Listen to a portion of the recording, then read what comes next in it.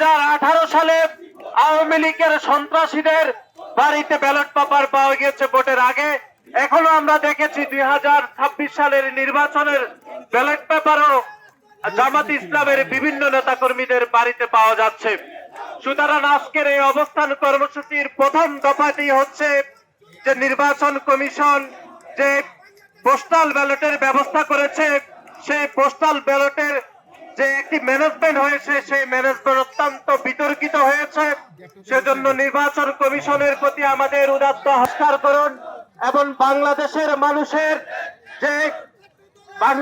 মানুষের যে বহুল কাঙ্ক্ষিত যে নির্বাচন 2026 সালের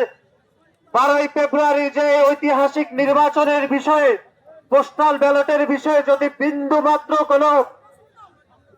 বিন্দুমাত্র যে বিতর্কিত সিদ্ধান্ত যদি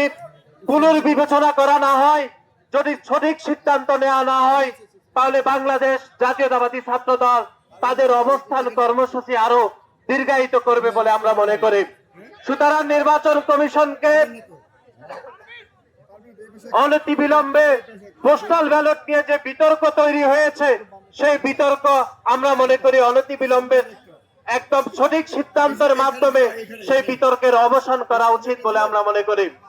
এবং আমাদের আজকের এই অবস্থান কর্মসূচির দ্বিতীয় দফাটি হচ্ছে,